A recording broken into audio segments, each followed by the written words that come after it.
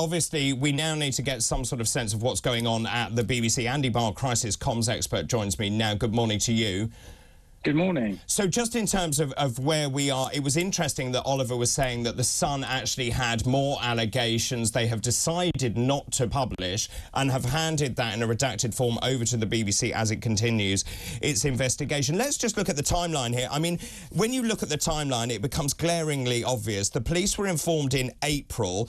In May, a family member went to the BBC building. It then went to the corporate investigations team. They managed to make one email, one phone call.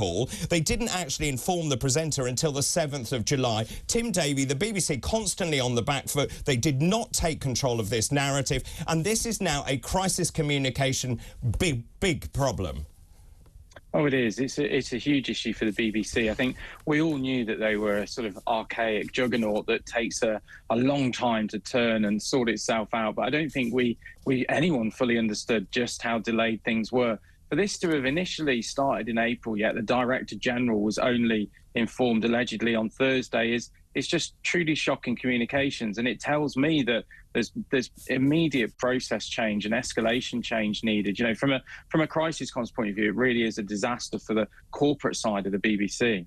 And just in terms of that, I mean, you would have thought the BBC would have learned lessons. This has happened repeatedly. It seems to me there are layers and layers of management and bureaucracy. We pay for this stuff as well, and we expect it to be conducted in a fair and transparent process. Many people say, I mean, it's actually unbelievable that more people are coming forward. In fact, I just saw one here saying it's incredible. This is Stephen Stokes saying it's incredible that the BBC is such a toxic environment that subordinates felt they were not safe enough to complain about various people until things were made public in the media, and I'm paraphrasing here. So just in terms of that, I mean, clearly there is a major problem at the BBC where people feel that they cannot speak openly, they cannot complain about behaviour in that organisation, and it feels to me that the management at the top of the tree are tone deaf. Well, I think they're tone deaf, but also they seem very distant to the actual boots on the ground. And obviously the BBC is a huge corporation that employs, you know, hundreds of thousands of staff and freelancers. And it's a very small margin, a very small percentage that have actually had this issue so far. But, you know, the fact that they can't seem to communicate safely to their line managers and that it can't be escalated in a fast style shows that there's clear communication problems.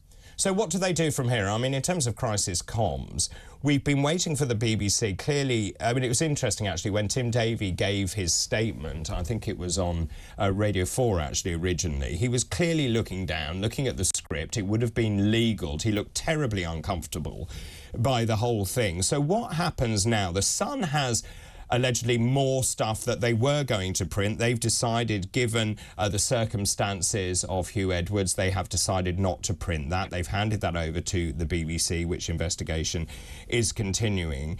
The other presenters, and I do feel sorry for the other presenters caught in this. There was a lot of finger-pointing going on. We saw people like Jeremy Vine saying, look, this is untenable, this has to change. You had Ryland Clark saying it's not me, and so on. I mean, just in terms of the collateral damage here, the BBC now needs to be seen to be doing something and actually to be on the front foot. So what does it do from here to try to regain trust from the public? Well, I think the main thing is they need to be open and transparent. People think there's a golden or a magic bullet when it comes to crisis communications campaigns. That magic bullet is just simply telling the truth. Now, with the police case now effectively being closed, the BBC have no legal ramifications in terms of worrying about police action for, you know, falling out of their inquiry. So they need to get on, get this investigation done, report their findings in a way that, you know, protects Huw Edwards is in hospital, but also looks at everything across the whole spectrum of the BBC and its corporate arm, and you know, how it manages these situations, because right now it's not fit for purpose. And just in terms of all the political figures weighing in, including the Prime Minister, do you think, in your experience, the BBC can recover? For me, this is about trust. It's about integrity. It's the broadcaster that people in the past have turned to for the news. They believe and they trusted the BBC. Has that trust been completely eroded now?